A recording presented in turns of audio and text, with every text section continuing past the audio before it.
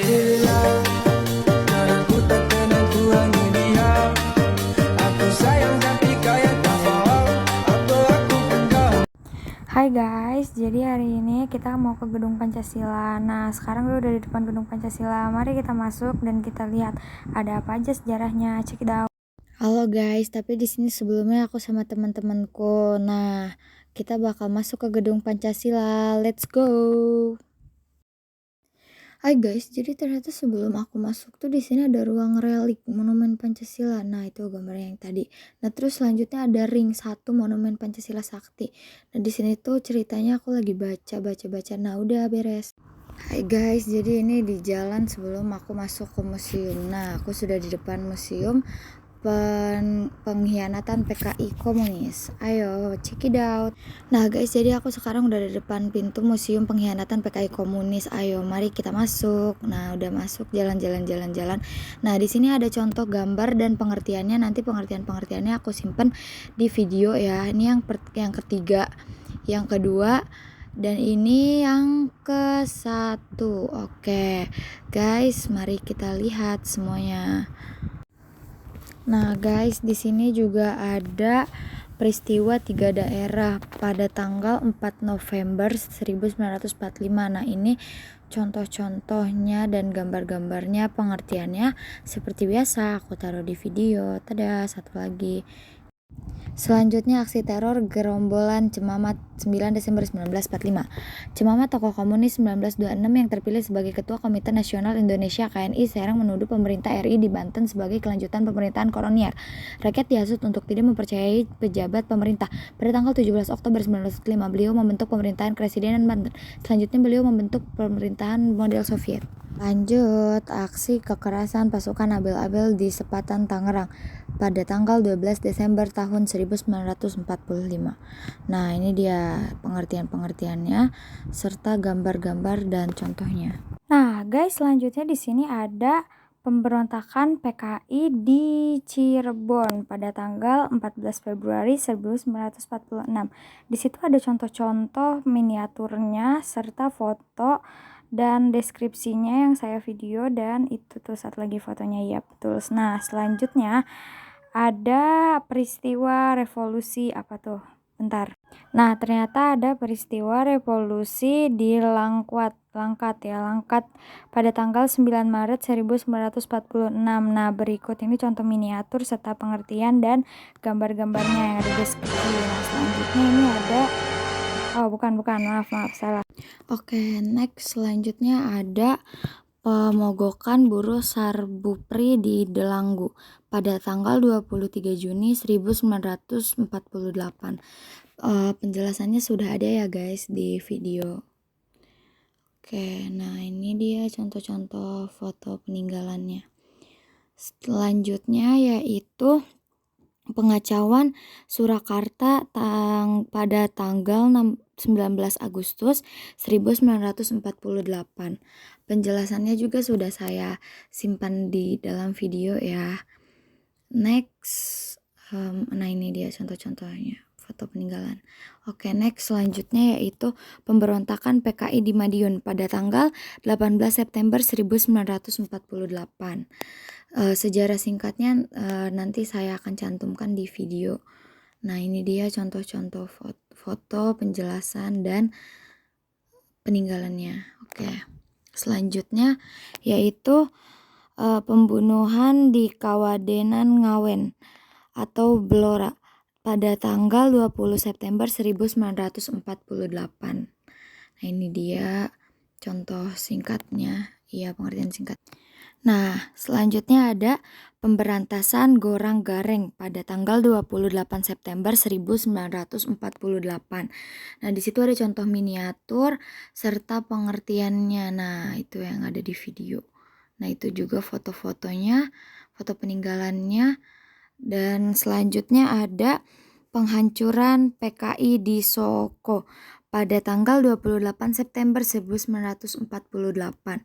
Nah, ini dia contoh-contoh miniatur, terus pengertiannya. Nah, itu ada di video serta foto-foto peninggalannya juga. Selanjutnya ada Pembantaian di Dungus pada tanggal 1 Oktober 1948. Nah, itu dia contoh-contoh gambar ya, dan miniatur-miniaturnya ada di video. Selanjutnya, Musso tertembak mati pada tanggal 31 Oktober 1948. Nah, pas sekali itu dia pengertiannya. Nah, itu dia mungkin berita-beritanya gitu serta foto-fotonya. Nice. Lanjut, ada pembunuhan massal di Tirtomoto pada tanggal 4 Oktober 1948. Nah, ini dia nih pengertiannya. Nice. Oke, itu foto-fotonya. Terus itu juga foto peninggalannya. Nah, masih banyak lagi ya guys ya foto-fotonya. Selanjutnya yaitu ada penangkapan Amir Saripudin pada tanggal 29 November 1948. Nah, itu dia pengertiannya. Oke. Selanjutnya ada nice foto-foto peninggalannya seperti biasa. Ya, selanjutnya ada serangan gerombolan PKI ke asrama polisi pada tanggal 16 Agustus 1951. Nice, itu dia peninggalan serta video penjelasannya. Ya, di dalam situ ada video penjelasannya. Oke, selanjutnya ada peristiwa Tanjung Muara pada tanggal 16 Maret 1953. Nah, itu dia contoh miniatur, penjelasannya ada di video. Terus ada foto-foto peninggalannya juga. Nah, itu dia Dinas Pertanian. Oke. Nah, selanjutnya ada itu namanya baju ya. Baju atau seragam yang dipakai oleh siapa tuh? Aduh, gak kelihatan. Maaf ya. Lanjut, ada Kongres Nasional Partai Komunis. Oke, di sini nextnya ada lahirnya MKBP PKI pada tanggal 14 Maret 1954. Nah, itu surat kabarnya atau koran. Nah, oke, selanjutnya ada DN Aidit diadili pada tanggal 25 Februari 1955. Nah, di situ ada contoh persidangannya. Nah, itu pengertiannya. Nah, ini ada surat kabar serta foto-foto peninggalannya. Nah, Gedung Pengadilan Negeri Jakarta. Selanjutnya ada kampanye budaya PKI pada tanggal 25 Maret 1963. Nah, di situ ada pengertiannya. Oke, selanjutnya ada seperti biasa ada surat kabar. Nice, itu dia surat kabarnya. Dan ada foto saat mereka pawai berkeliling lah. Selanjutnya ada rongrongan PKI terhadap ABRI pada tahun 1964 sampai 1965. Nah, di situ ada pengertiannya.